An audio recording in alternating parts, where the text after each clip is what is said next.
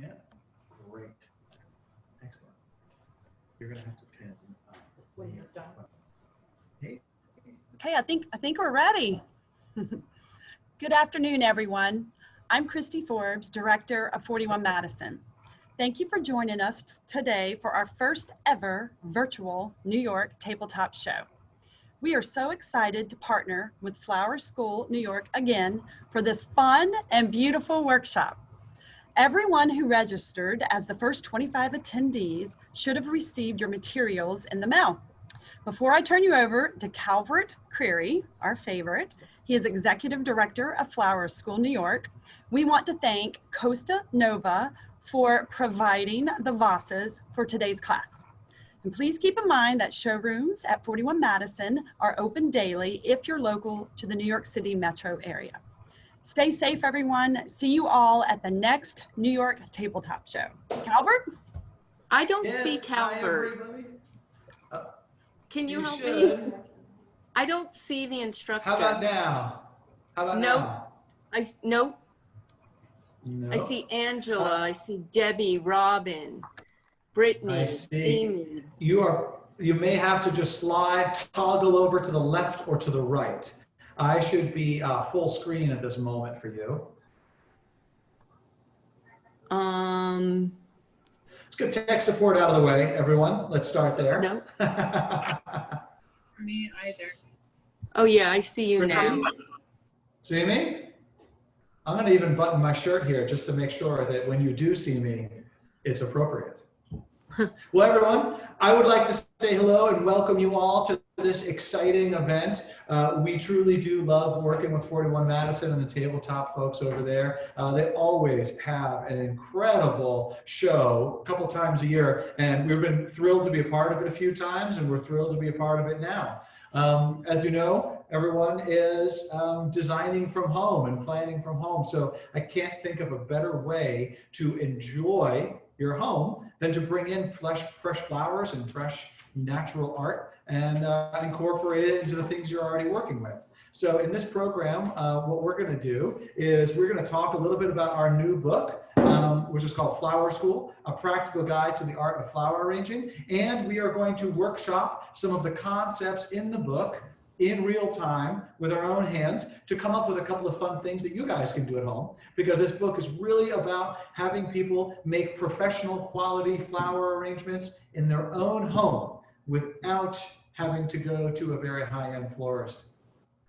However, high-end florists are definitely what the doctor ordered on occasion, so I don't want to minimize that at all. But anyway, so I'm just going to start talking. If anyone has any questions, please do speak up, and I will try to answer them for you.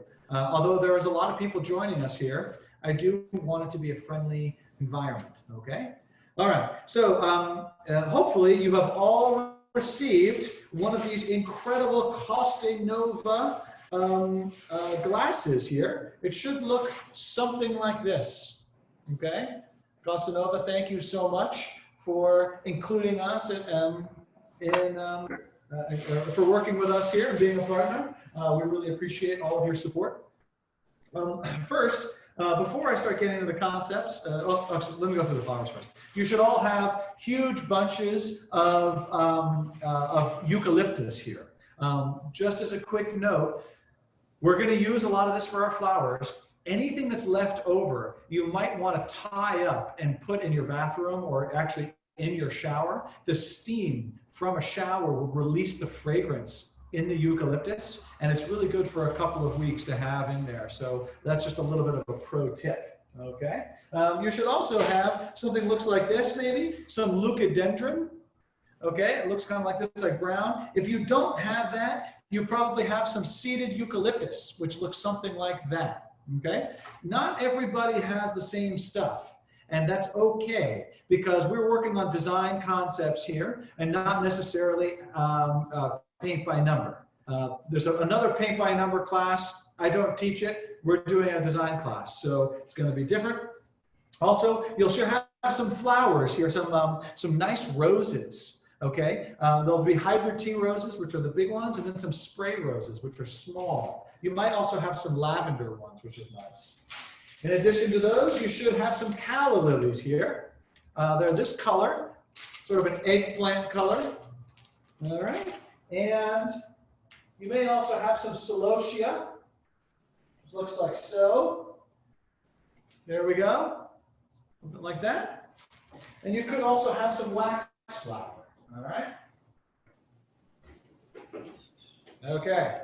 The wax flower looks something like that. Okay. So you should have a basket of items that is something similar to what we have here. Now, for those of you guys who don't know about FlowerSchool, FlowerSchool is a floral design institution that we have here in New York City.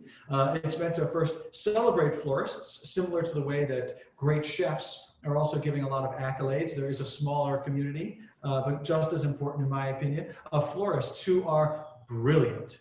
Well, some of the florists who teach here are Remco Van Fleet, who is the florist for the Metropolitan Museum of Art and is responsible for a lot of the parties, plus the Great Hall, those giant flower arrangements you see there. And we've had some of the world's most influential and top florists come and teach here, teach the students. In addition to that, we also have a program to teach people how to become florists or how to do flowers like florists. It's not just about flower arranging. It's really about the workflow and the technique that you need to really create sculptures out of all the flowers you use. One of the lines that we say here is there's no such thing as bad flowers, just bad flower choices.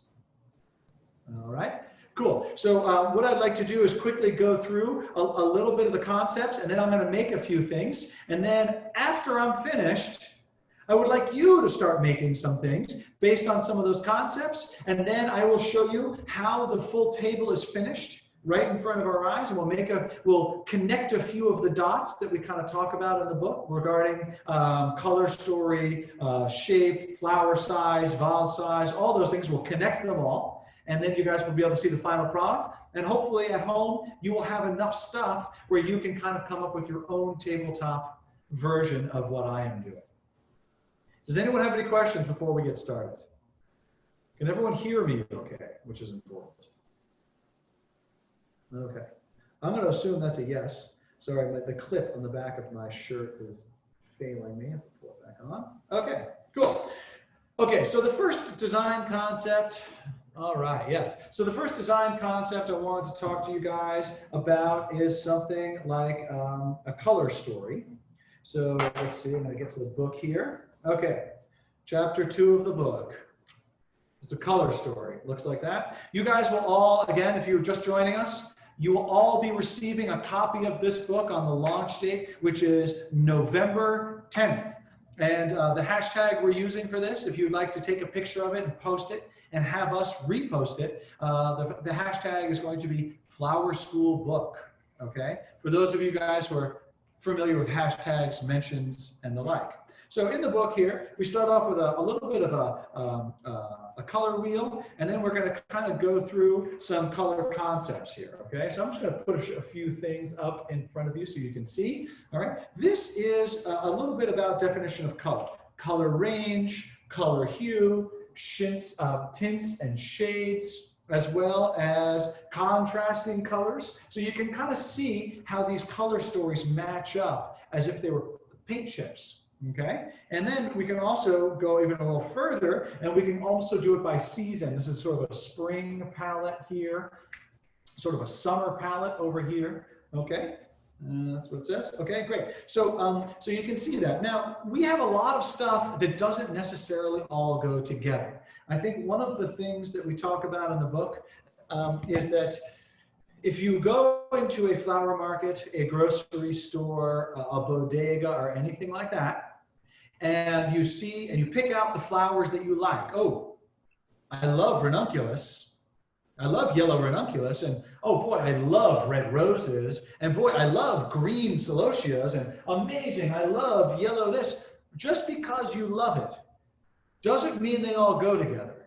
It'd be very similar to going to a grocery store and picking out a bunch of things from the aisle and putting it into a bowl and mashing it up and adding some milk because you love milk, and hopefully it'll taste good. It's not the way it should be going. The way you think about it is you kind of try to build a color story. This will be helpful for you when you're choosing the flowers to put in a flower arrangement. So what I'm going to do is grab some of my eucalyptus here. Okay, here's my eucalyptus. All right. Okay, it's a nice color. And I am going to mix it with something that I like. There we go. That's going well together. And now I'm going to add some of these celotias. Now, depending on how good your screen is, these three do not go well together. Okay? This is just too bright, you know? It's not going to work. So I'm going to remove that, and maybe I'll pull something else. Put it together. Ah, now that's harmonious. I like that. That looks good together. And maybe let's see if we can add another thing here. Maybe I'll put in some wax flower. Is that looking good? Nope, that doesn't look good. So to make a long story short, what I'd like you to do when you do start working, not now, is come up with a color story that makes sense, okay? Here we go. I have these beautiful roses here. I have all the flowers, so I have these lavender roses. And now I put this together and, yeah, that's a color story I can get into. Okay. So now I'm going to pull these things aside and you know, you can absolutely use these later for something else. There's no problem. Or you might want some and not the other. It's an individual question. Okay. Now, that was the color story. So now, chapter 3. Preparing your flowers to be ready to be used. This is our vase.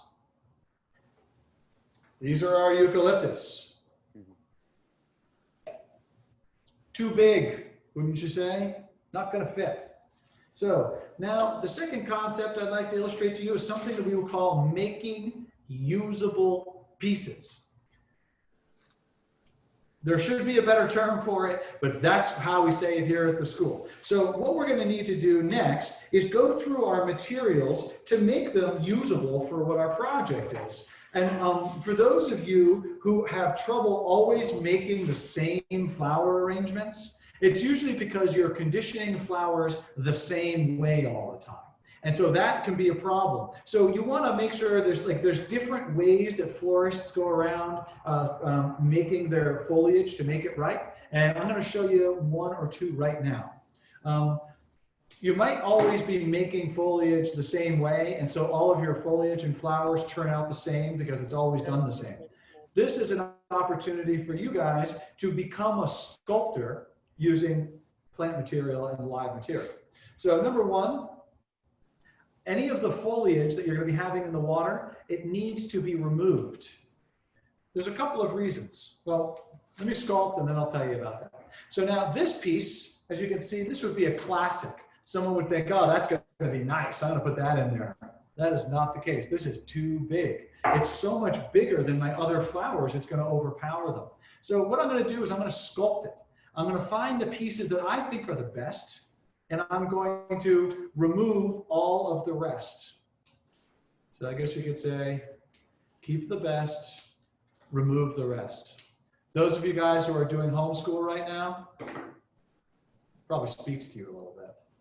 Okay, now much more manageable size. So in my opinion, this is what a usable piece looks like for this flower arrangement.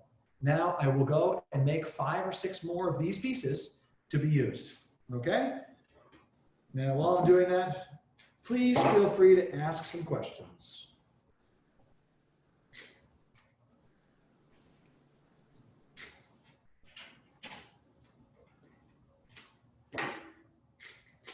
So as you can see here, guys, also important thing to notice, I am removing the foliage. See, all of this stuff needs to be removed. So I'm going to pull it right down like this. Okay, now it's all gone. Now, it smells great, but it gets stuck on your hands. Pro tip number 2, please be sure to scrub off the eucalyptus sap with some sort of oil. You can use olive oil, you can use cooking oil, or you can use baby oil. All of the oils will do. All of the oils will do. Or do. Sorry, I've been conditioning eucalyptus all day, and it is what it is. Okay. So you can see, even this is a usable piece. You see, no foliage, and it has these two little funny things coming out. That might work. Okay. Is the vase like 5 inches tall? The vase? Yeah. Yeah. Well, I would say this is 4.5 by 3.5. Okay. Or 3. How tall? So 3 wide Yeah. by 4 tall. And how big are your? Okay, that's a really good question. Right now, my pieces are around 12 to 14 inches high.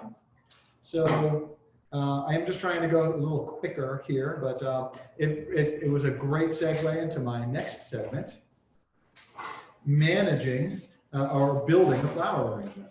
Okay, so and those of you guys who got the calla lilies, all right, you're just going to open them from the plastic. Like so. Okay. Like so. Gosh, these are so nice. I can't believe it. Okay. And okay, so I'm going to say for all intents and purposes, all of my materials are now conditioned and ready to be used. Okay. Now, step number 4, it is time to build your flower arrangement. Okay. A lot of times I've seen a lot of things in my day, from the green foam, which people shove into a vase and then stick flowers in. Not only is that not great, but also that green foam is so bad for the environment and it's so bad for humans, you shouldn't use it. Okay, as a microplastic, it gets in your lungs and you can't get rid of it, and it's not good for you. So please don't do that. Now, another way we see people is they put tape grids and they're putting chicken wire and they're putting a whole bunch of stuff in here. That is not necessary. One of the things, the tenets of making a flower arrangement in a vase, a simple vase arrangement, is that you want to put in lots of stems and sticks so that they weave together, so that they form a really nice network, a grid of stems in there. And once you have it in there, it becomes a little bit more like a bird's nest. And if you guys are familiar with a bird's nest, and I'm sure there's some of you out there who are not, birds make these nests with no hands, just with their beak, with laying one stick on top of another, on top of another. It takes a lot of patience. But when you're done, it's so strong, they're willing to live in them and then put their babies in them and all that stuff. So it's definitely a really, really strong thing that you should consider, think about when you're trying to make these, a vase arrangement. So when I put the first couple of stems in, they're going to be flopping out and all over the place. But after I get 20 stems in the vase, everything will stay together beautifully. Okay, so you don't need any of those extra things. You just need patience. And that's free, folks. Okay, so now I'm going to put some water in here.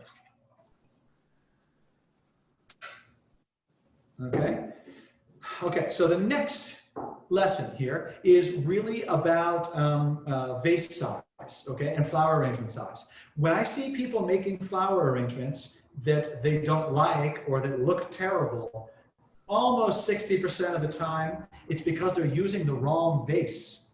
Okay, the vase, when it's done right, it always makes the flowers look a lot more amazing. Now, I don't wear high heels, but I have made this parallel before. It's the difference between wearing a nice pair of jeans with flats or wearing a pair of jeans with heels. It turns the entire outfit upside down with that little heel. Okay, so it's the same thing with the vase. It can make or break the flower arrangement. My guidance for you is if you're making a low arrangement, the vase should be small. Okay, and the smaller the better. First, because you get your network of stems in there a lot tighter, but number 2, because it makes your flower arrangement look bigger. You know, sometimes I see giant vases like this with these tiny flower arrangements in them, and I go, well, that's not right. It needs to be a tiny vase with a big flower arrangement. Okay?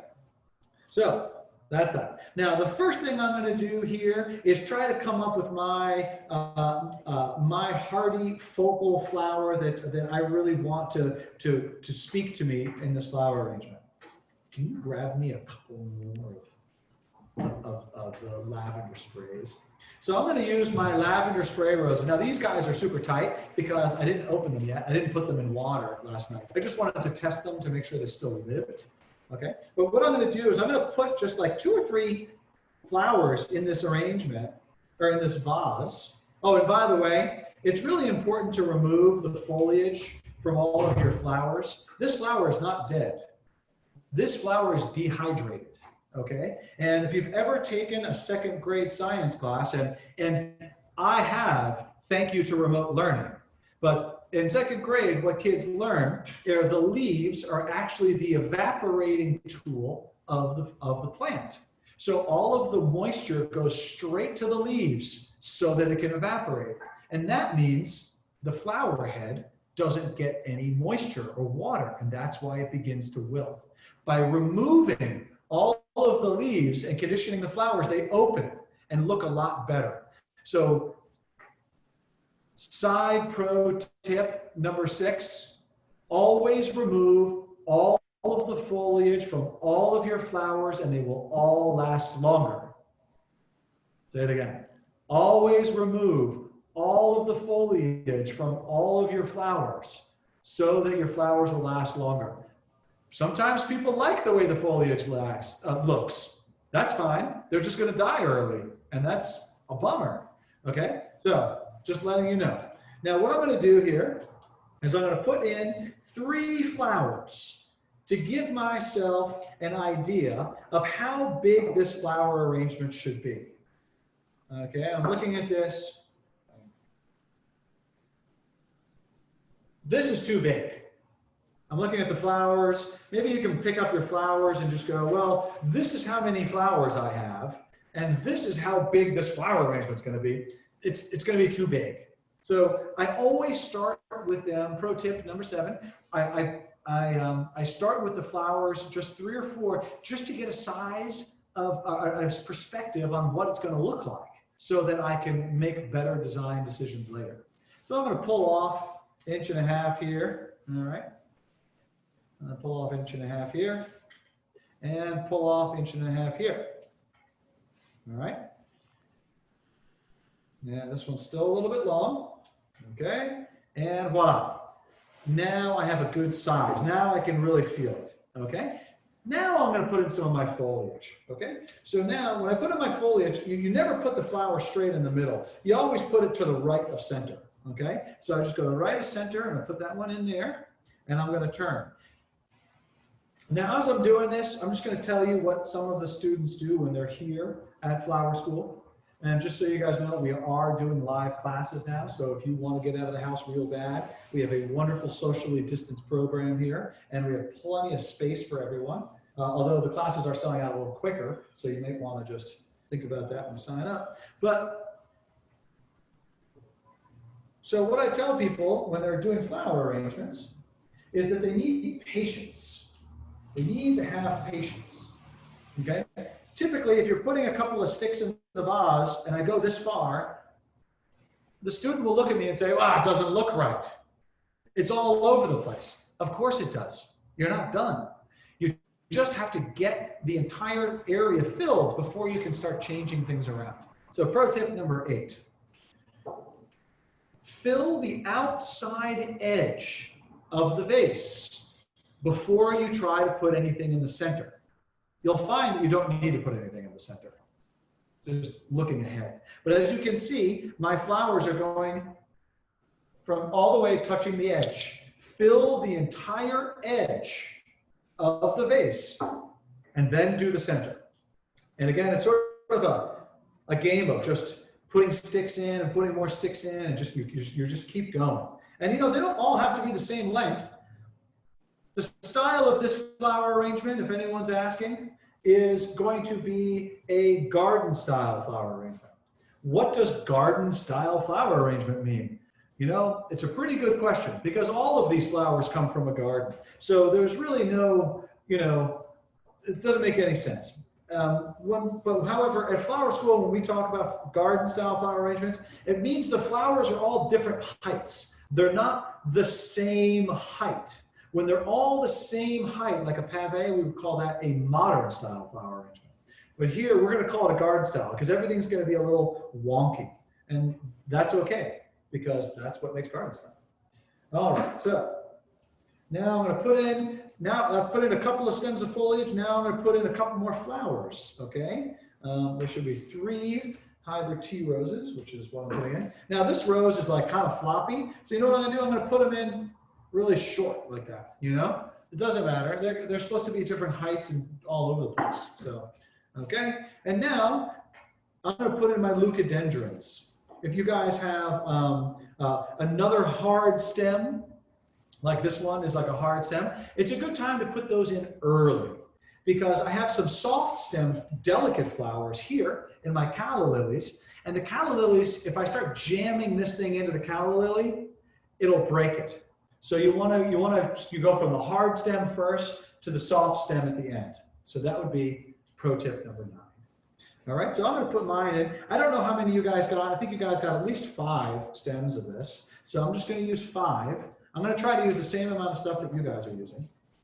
Another pro tip for people doing this is when you put a flower in, again, I'm still going on the outside edge. I put it in and then I turn, okay? And I'm going to grab this one. Well, that's a double, huh? That looks pretty good.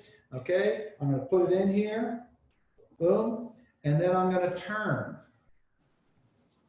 All right, that looks like mine had 5 stems, but the 5 stems had like a lot of them had double blooms. So not everyone has double blooms. If you have double blooms, don't say anything because someone else might get jealous.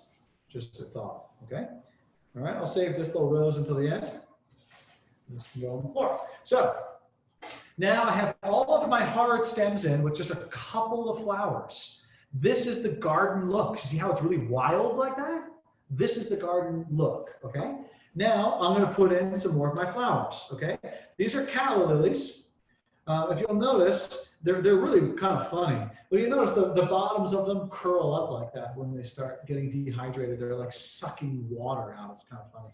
Now, I like to have my calla lilies facing like this. This is the way that I want them. And so what I can do is I can take my hand and I can sort of bend it a little bit. And now the calla lily is facing that direction when I put it in. So I'm going to give it a cut, and I'm going to put all 10 in this one because I think it'll look good. Now, again, I'm still going around the outside edge. I'm going to put a couple in around the outside edge, and I'll take a look and see how it looks. So there's one right there. All right. I'm going to bend this one to get it to the right position. All right, there we go.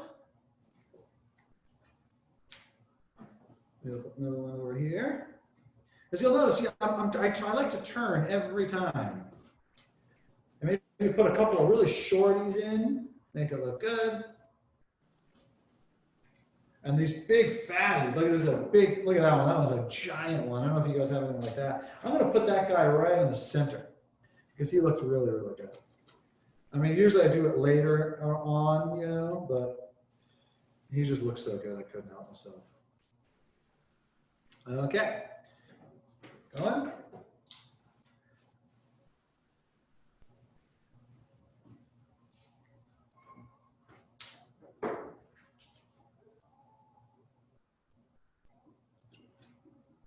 Okay. Again, I'm going to bend this one just a little more. You can see I can just bend it and it will bend. Now it's bent. Okay. I am getting close to done now. There is one more bit of finishing touches that I would like to do. But again, outside edge, fill the outside edge, everyone.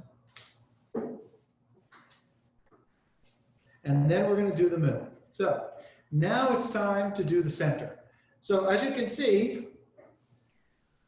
it's all looking pretty good here. But now, if you take a look at the center, I only need to put in 1 or 2 little things in the center there to really kind of finish this.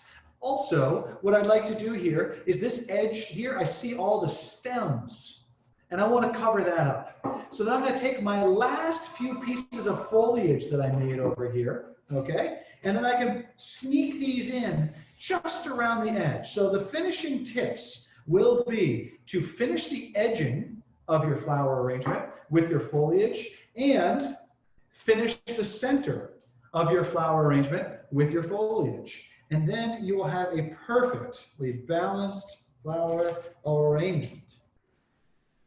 Okay. This one. See, I'm like literally, like when you're doing this, you're literally sculpting pieces to use in those last spots. You can't sculpt them in the beginning because you don't know what it needs to be yet. But when you get to the end, then you're going to make those little adjustments that will finish the flower arrangement and make it just perfect. Okay. Super, super cool. I'm loving it. I don't know about you guys. Anyway, so it's time for you guys to get started. I would like to field a few questions before we move on. Does anyone have any questions?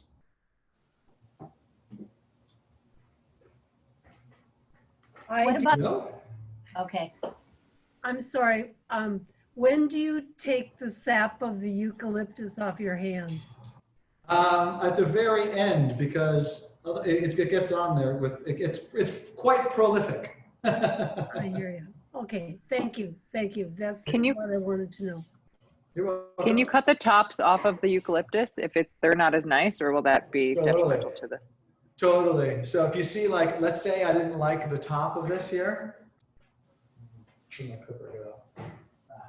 Okay.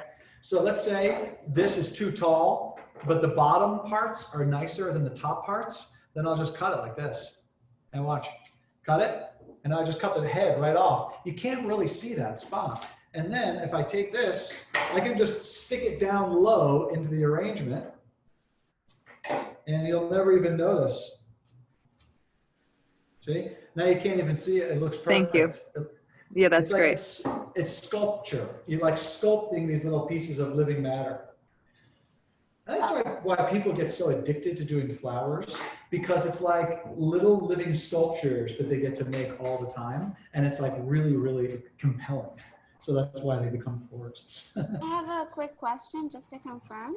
How Sure. many stems of roses did you use, more or less? How many I used 5 or 6. Okay. I used all 6 here. And I used the lavender ones. You can use the pink ones too. It's no problem.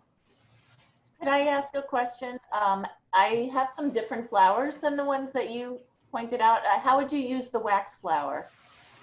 Oh yeah, I use it as a foliage. So when I'm putting the eucalyptus into the vase, I will mix half eucalyptus and half wax flower and just keep going around like that. The trick is, again, this is like not usable. It's like too much. So what I'm going to do here is I'm going to strip it and make it like a nice piece to use like this.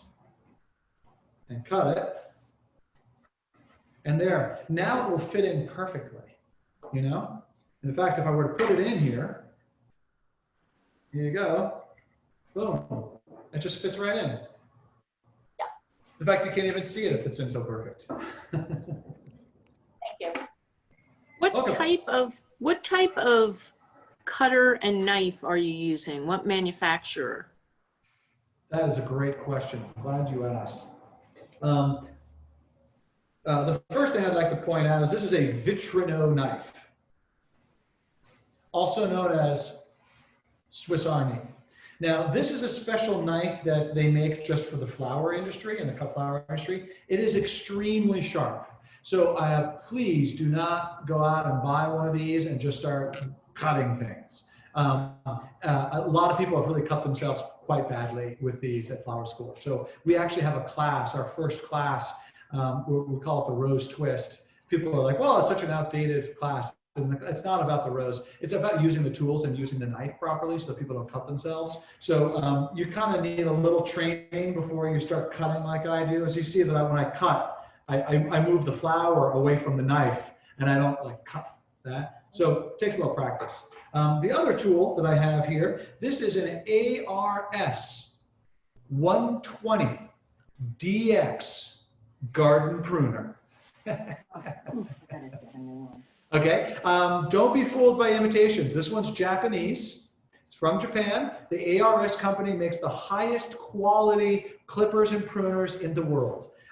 This will stay sharp for years, and it's nice and small, so it's really easy to hold, and it comes in these groovy colors.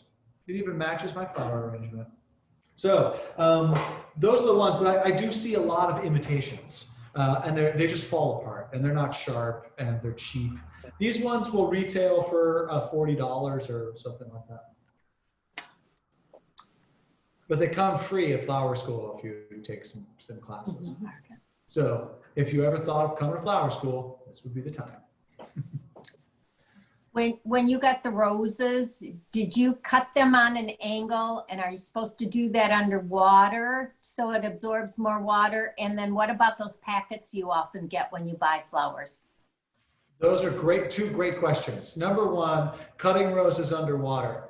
That is some insane stuff, I gotta tell you about. It's like I only pick my vegetables from the garden at night. Is basically akin to it. So the reason why people say that, and I understand, is because roses build up little air bubbles in the stem, and they prevent the rose from drinking. Now, when I say prevent the rose from drinking, it's a pretty casual, like, they're still gonna drink. They're just not gonna drink as well. One of the things you do need to be careful of is rose strippers, because they make holes in the stem. So for example, an air bubble that they're going through a straw is not a problem, but when there's holes in the straw, then it doesn't work very well. So you have to be careful of cutting the sides and making dings and holes in the side of the stem rather than cutting it underwater. Cutting it underwater is a colossal waste of time. The little packets that you get of the water. So they're called flower food. And there was some controversy a few years ago, but apparently it hasn't reached the tabletop show at 41 Madison. So I'm gonna tell you this for the first time. It is not food. There's no food in it. They called it flower food, and the FDA said, hey, wait a minute, you said it's food. So what are the ingredients? And they said, well, we can't, we don't want to share our recipe. And so they said, well, you have to.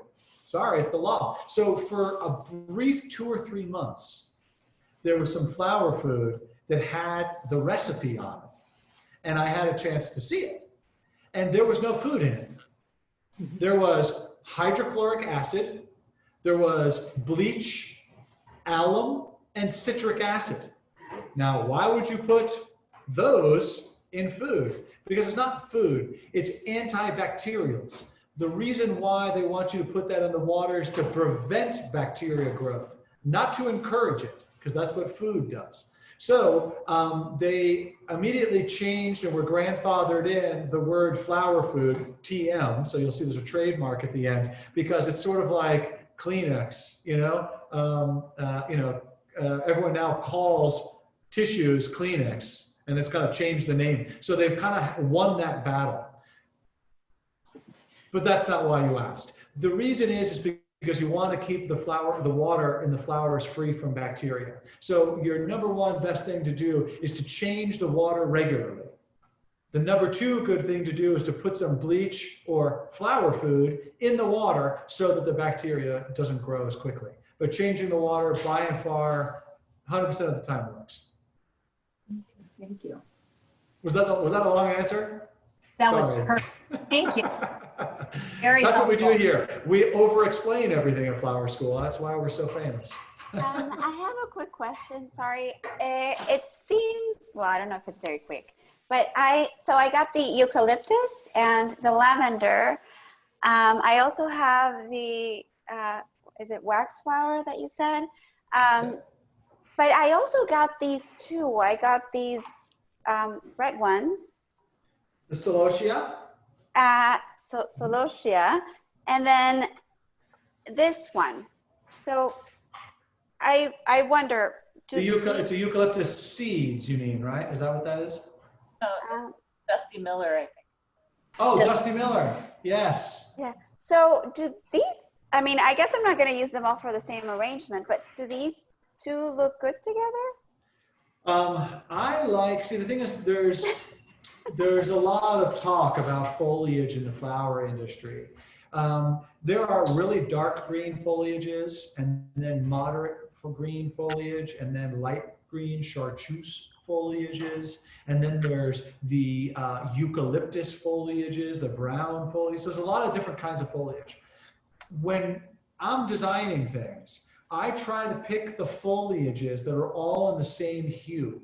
So for example, I'm using roses. Roses typically have dark green foliage. So in order to make the rose look good, I put it with other dark green foliage. And if I want to make it look really wild, I'll use 2 or 3 different types of dark green foliage mixed together. And then it looks really, really wild and organic. So what I did was I picked some Dusty Miller, which is like a white foliage, and I mixed it with the eucalyptus, which is like powdery white foliage. So those 2 foliages are the same hue, so they should go well together. Okay, so I can mix the eucalyptus with the, sorry, I am bad with names. The Dusty Miller. With the Dusty Miller, and it could look good either with these lavender roses. Yeah. But what about these red ones?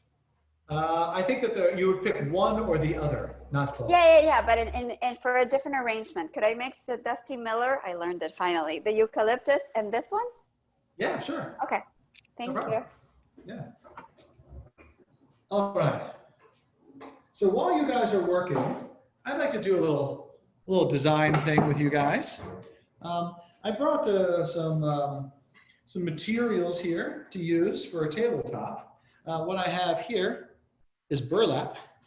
Okay. So I'm going to make a nice little burlap runner here for you guys to see. Okay. And I'm going to give a fresh cut here.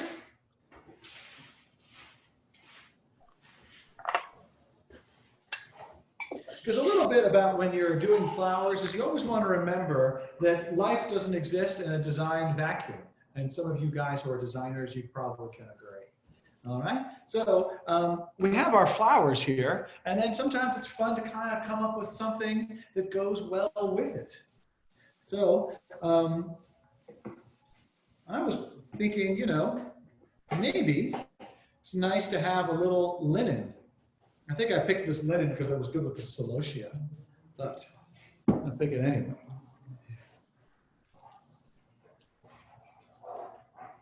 So I'm going to pull out some. By the way, these linens here, they are from Costa Nova, which is another partner, or from Nuage Linen, sorry. Nuage Linens. Let's get that on film. So the linen that we have here is from one of our amazing partners, Nuage Linen. And they give us linens for the students to use. So when you're doing design classes here, this is something that the students get to do all the time. They get to work with really professional materials and great companies like Nuage. So I'm going to put this down here. Now we have a lavender and a lavender palette here with our flowers. And then we have a really interesting velvet red here. Now, what would we do with that? We have some candles here, which might be kind of fun. Let's see. Since we have a glass vase, maybe we'll have glass candlesticks here. So maybe we can put this together here. And now I have some candles here to go in there. That might look good together. So that's a nice little homage. I'm going to turn off the back light here. There we go. Probably you guys can see that a little better. Only a little bit better. So we have that there. But maybe we don't want to do this exactly. We can switch it up, and you can see how quickly things can change with this flower arrangement. When we change the cloth, and we change the shoes, and we change the vase, and we change all this stuff. All right. I'm gonna go back to the burlap maybe. And you know what, maybe we'll go a little bit more organic. I have some birch pieces here. These birch pieces are kind of nice. Maybe this is better. Yeah, I think that the birch, the white of the birch, goes really, really nicely with what we have here when it comes to the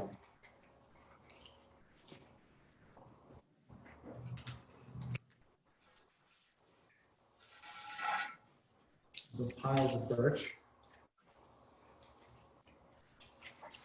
All right. And maybe we'll use some gold candlesticks. There we go. This is looking better.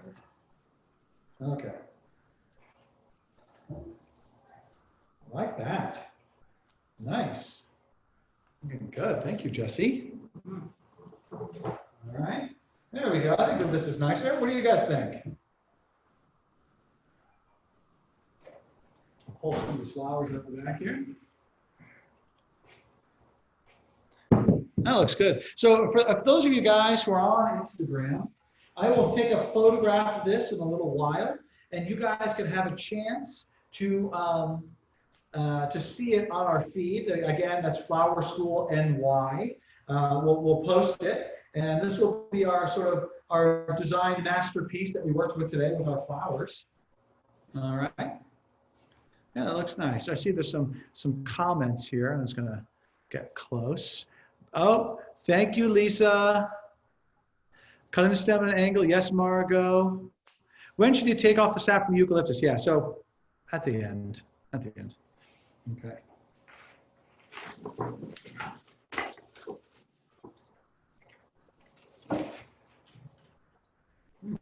Look at that. So we have some other items here. Some of the things that we've been doing a lot of at FlowerSchool, and a lot of people have been doing, as you can see here, this is a dried leaf. Bird of paradise leaf. I dried it, and then I spray painted it this incredible gold color. It's kind of like a rose gold. And if you'll notice, it goes really, really nicely in our flowers. So maybe you can always add a few more elements here. So I'm going to add maybe a little wisp of some gold in there, make it look a little bit more interesting. That's all. There we go. Okay, so that is done.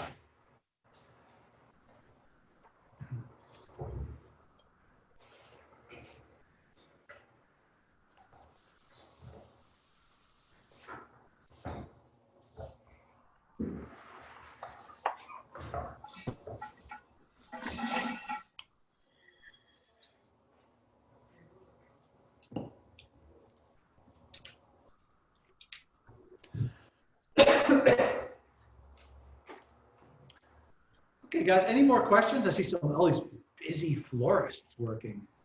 I have one question actually. May I ask? Okay, you know, absolutely. Yeah. So I was wondering, when you're done arranging the flowers and like after I'm not exactly sure how long they last, but is it always possible to dry them afterwards, or like can they no longer be used?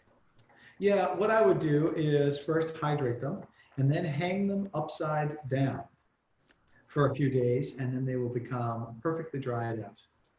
Oh, okay. Okay. Thank you. Mm-hmm. I have a question also. Okay, Robin. Yes, if we, okay, as the days go on, you want us to change the water. Do you want us to grab the whole bunch up and cut the bottoms a little bit just to freshen up the cut?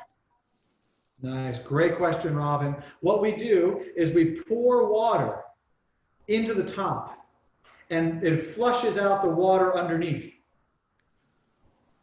Does that make sense? Yeah. Just overflow it. That's all you need. Don't recut the bottoms? I don't think you have to. I mean, you know, having a shop, and I've had several shops, by the way, there's a little bit of like, you have to decide if it's worth it or not. You know, when you have a shop and this is your products that you're trying to sell and try to make last as long as you can because you're selling to somebody and someone else is doing it, there's quick ways of like chopping all of the bottoms and then, you know, doing it. But I think once the flowers have reached your home, just try to enjoy them without stressing out. Thank you.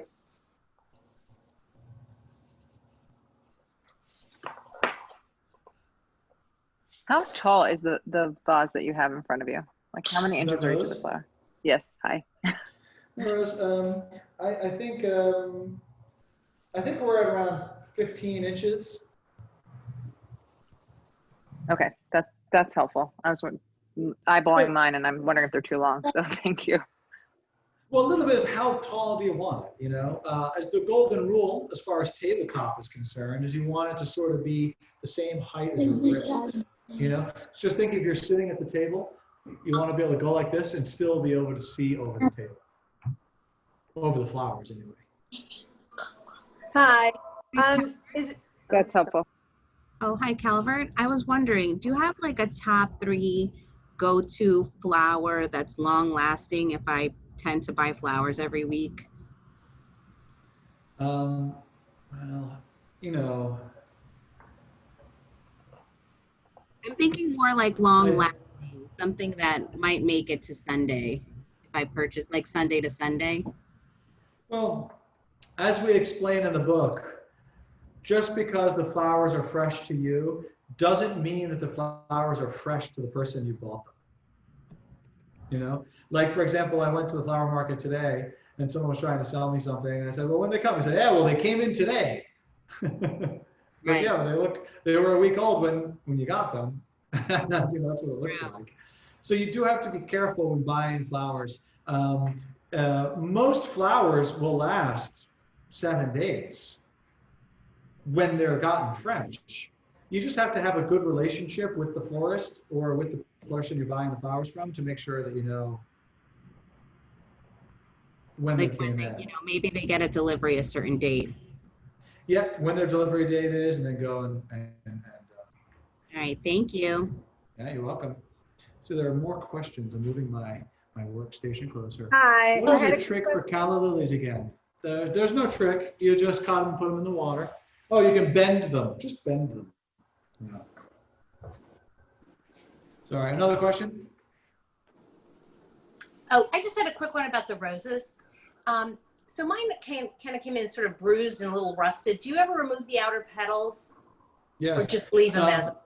Yeah. Sure, you got them as raw as they could be. Those are called guard petals, and we keep them on until the very last minute, and they will remove them if they don't look good. Okay. Mm-hmm. I have a question.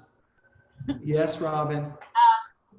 I saw your video that when I got the box, and you know your introductory video on your YouTube channel said not to cut the branches, and why is that? I just said you don't have to cut them. Oh, okay. They're not going to drink all that much anyway. That was the point. A question. So I have a bunch of eucalyptus already, and three roses.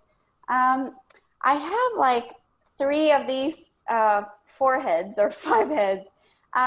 What do you think? Should I go ahead with the calla lilies first and then put these to complete in the center?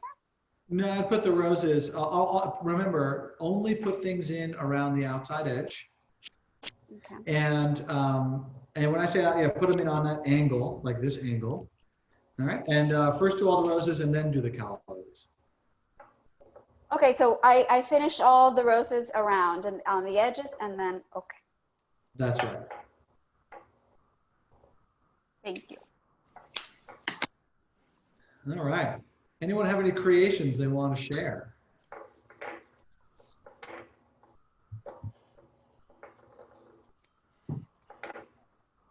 Question, what temperature water should we use for flowers? All right, great question, Brittany. So we always try to make these hard and fast rules to make it easy for people. For example, when the stems are very thick and woody, use hot water. When the stems are firm, but not so hard, you want to use warm water. And when the stems are soft, you want to use cold water. Now, there are exceptions, but I think as a hard and fast rule, that would be good. Awesome. Can I ask a follow-up to that? Is that when you're making the arrangement, or when you're, like once the arrangement is made, and if you're mixing flowers, how would that work in terms of temperature of the water? And Great then, question. or just for beforehand? Thanks. Yeah, so there are two stages when you do flowers. First is when you get them home, what do? Right? You get them home and you put them in the temperature water that they want so that you can hydrate them. When you're making the arrangement, just standard room temperature, that way they don't get shocked. Because the cold water ones don't want to go in hot water, and the hot water ones don't want to go in cold water. So just split it down the middle. What was the tepid one? It was the hard for hot, soft for cold, and what was the middle?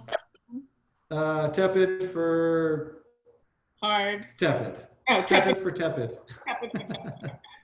Medium soft, medium hard, medium Yeah. soft. So mine is sort of done, but I feel like it's very extremely a little wild looking. Well, oh yeah, all right. That looks very wild. I love it. I think that your foliage is a little long. Yeah, I tend to do that. Yeah, so give that a haircut. You know, the thing is, when we have the staff, I always have to tell them it's a flower arrangement, not a foliage arrangement. The foliage is the cheap stuff that you use to kind of fill out the vase and make it look organic. The flowers are expensive. So put the flowers reaching the furthest and put the foliage tucked in below. Okay. Give everybody a haircut. Do it.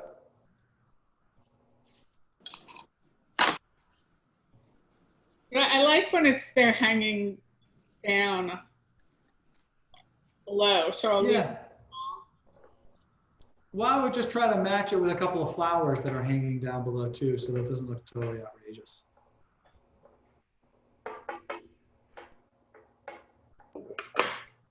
Here's this one. Monica, I can't see because your Oh, camera's no? off. Okay, wait, let's see. Now? Nope, not yet. Okay, let me ask one of my kids.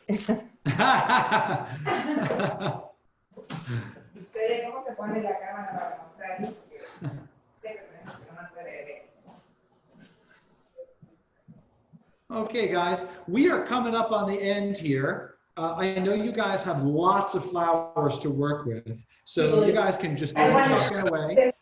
Just a couple of concepts here that I wanted to make sure that we discussed. Number one, and importantly, you guys might enjoy this, is your leftover eucalyptus stems. You can tie them up and put them in the shower so that when you take a shower, the steam and the heat from the shower makes the eucalyptus really enter the air, and it's a wonderful little respite. So you're going to enjoy that. Okay. Number two, all of you guys are going to be receiving a book from us through Porchlight. It's going to be going to the address that we sent the flowers, and it's all these instructions that we discussed here. We would love it if you guys would repost and tell your friends about it, because we're very excited about this book. It's my first book, and we'd love to get the word out. If you're going to use a hashtag, if you use hashtags, our hashtag is FlowerSchool Book. And we'll try to include a note if we can to remind you, but you know, it's going to be complicated. I'm just a florist after all. Also, when you're doing the flower arrangement, when we were discussing this, first you pick your color palette. Don't just go and pick the flowers you love. Okay. Number two, you're going to make usable pieces and build the bird's nest in your vase. Okay. Remember, you're building a bird's nest. And you're going to go from the outside edge. And once you're finished with the outside edge, then you do the flowers in the center. All right. And also, the flowers should be longer than the foliage. Okay. Because it's not a foliage arrangement. It's a flower arrangement. The foliage is for the bathroom. Think about it. Okay. Okay, guys, any little questions before we finish up? I have one, just quickly. Okay, Virginia. So I have this thing that is like out of control, so maybe I have to give it a haircut as well. Yes. So I started putting the calla lilies on the edges, around the edges. Is that okay? Then I continue with the calla lilies? Okay. Yep. Even, Now, you know okay, what? so Virginia, what I would ask you to do is actually put some of the calla lilies over to the edge. You see how mine are coming out the side? okay. I put them in under the foliage, not on top, under. That way you can see them, right? Because if you put them in through the top, then they'll only come through the top. So you have to go in, you have to insert it Okay. on the angle. Okay, thank you.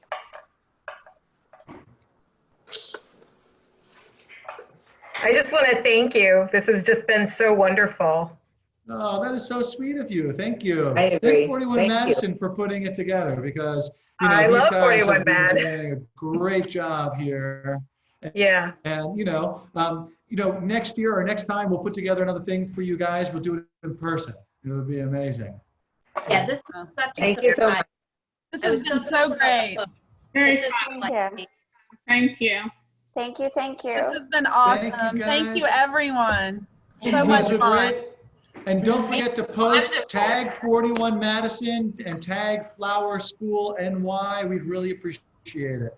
And we can repost it. Should we post our arrangements on Instagram? Yes. Yeah. Absolutely.